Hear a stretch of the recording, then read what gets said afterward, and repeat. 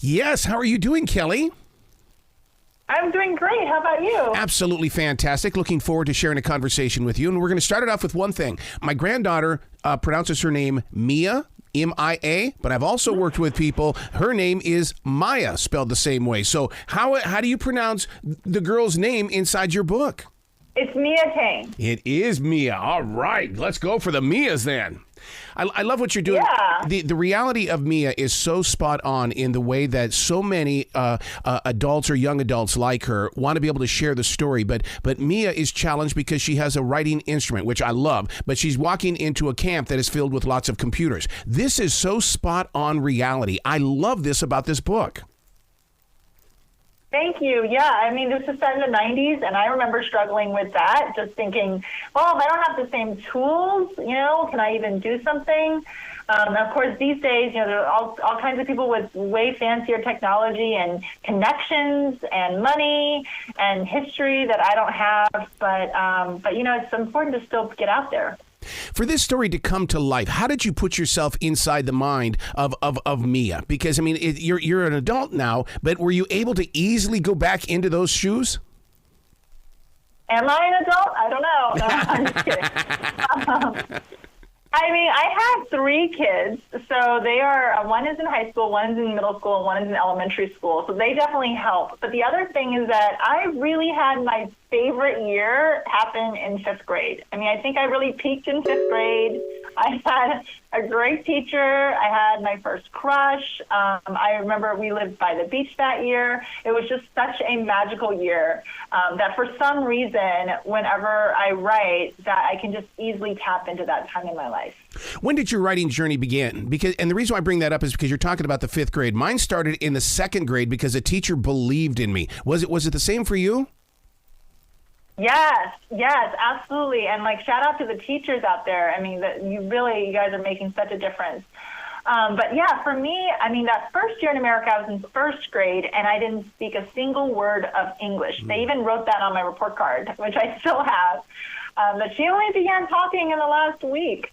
And so that first year was really hard. But in 2nd grade, I think what happened was towards the end of 2nd grade, I wrote something, and it was this short little paragraph on my experience coming to America and how the airplane, made my ears vibrate and I couldn't eat anything. But I was hopeful about where I was going to go in this country and what I was going to do in this country. And it was a very moving piece, even though it was riddled with grammar mistakes. And my teacher said, this story has a lot of emotion. Mm-hmm. And she's like, emotion is what makes writing good, not the grammar or the spelling. And I was like, thank God, somebody told me that, and just someone gave me permission to keep trying, basically. And I've always loved writing because it gives me that opportunity to tap into the creative universe. I mean, sure, I'm a great reader in the way that I'm inspired by others who write, but at the same time, you've got to be able to trust your own creative path. And so many writers, especially young authors, they'll put away their writing, and we never get to see it because it's hidden away in a box. Absolutely. I mean, I recently discovered something that I wrote, and I kind of dusted it off, and it's coming out as a picture book soon. But yeah, it's and that's okay. Sometimes stories do need to, they need to marinate a little while in our computer or wherever. But you're right about having that confidence, of having that faith in your voice. And that's what I'm really trying to get through with these books, is telling young people, your stories matter. We all have a top story. Don't be ashamed to tell it. Don't be afraid to tell it. Whatever you're going through, even if it's a little different from everyone else, there's someone in the world who's going to understand. And part of that story includes someone like Lupe. We all have a Lupe in our life in the way that they want to skip ahead and do other things in life. And you're going, my God, all I want to do is just be your friend. Can we just hang for a little bit? And Mia struggles with that. Yeah, she does. It's hard, especially when, we've all struggled with that, a friend who's kind of outgrowing us, or they're not on the same pace. And we're like, slow down. And that's something that is a really hard part of friendship. But another part of friendship is letting people be who they are. And even if that means skipping ahead, supporting them, and, cherishing what you have together when you have it. Did you have a Jason in your life? You knew that you loved some Jason, but the thing is, though, is that you didn't have the courage or the confidence to say, Jason, can we just be, okay, let's be boyfriend and girlfriend, or can we just go out? Oh, you know what? Jason is based off of two real people when we were working in motels. One kid was in my school but did not go to my class. He was not in my class, and he never went around to the motels with his dad. The other motel owner that we worked for, he had a son who did not go to my school, but he definitely came around all the time with his dad, and we used to bicker all day long. We used to fight a lot. And I remember writing the series, trying to reconcile which Jason am I going to put in, and then my editor said, why don't you just combine all these people and make them be in your class? Yeah. And I was like, oh my gosh. It was like a light bulb moment. When you write, do you put photographs in front of you? And the reason why I bring that up is because in the radio world, that's how they train us to go one-on-one, to physically see who the listener might be. And the way that you write, you make me feel like that you're sitting right here with me. I'm going, how does she have this down so well? Well, you know, it is kind of like you're watching a movie in your head. Mm-hmm. Before you write the scene, you're kind of like imagining it in your head, playing it like almost like you're a director.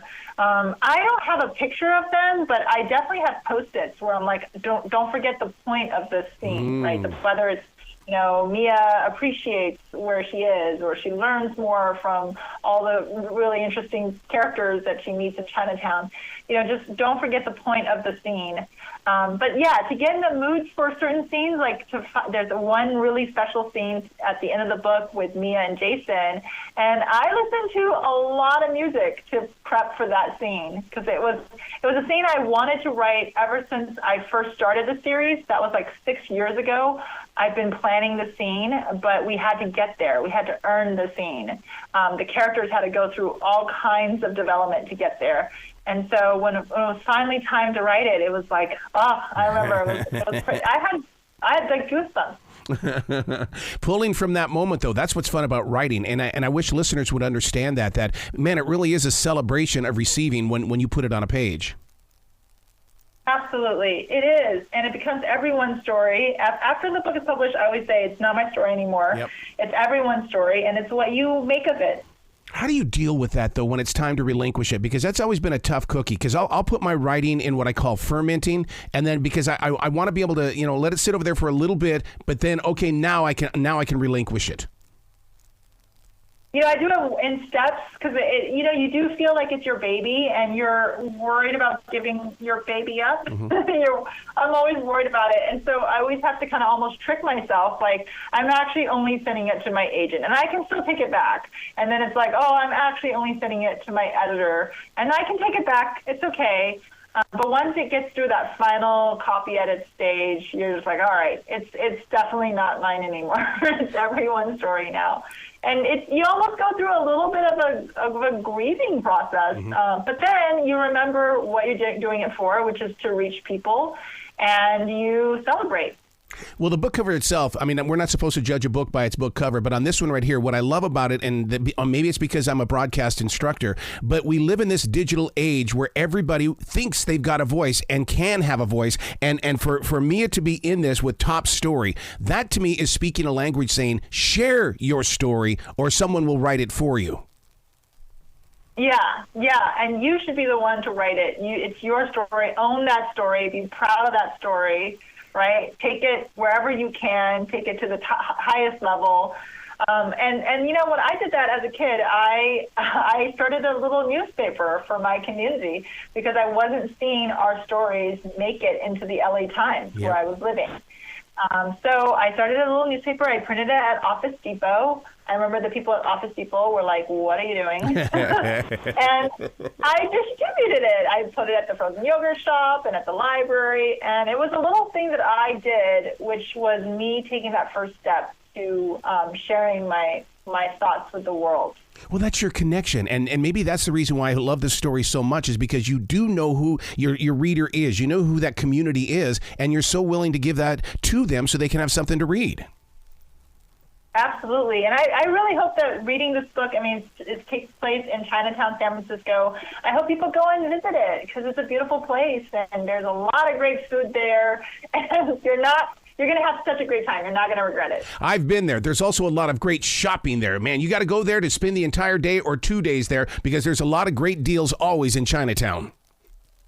Absolutely, absolutely. And it's cheap. It's a really affordable place. Where can people go to find out more about you as well as the front desk novel? Yeah, they can follow me on social media. I'm at Kelly Yang HK. I am on Instagram and Twitter, or X as they call it these days, and you can see me on TikTok making a fool of myself. You can also find Top Story in bookstores, online, wherever books are sold, and you can go to my website, kellyyang.com. I love it. Please come back to this show anytime in the future, Kelly. The door is always going to be open for you. Thank you so much. Thanks for having me. Well, you be brilliant today, okay? You too. Thank you so much. I appreciate it.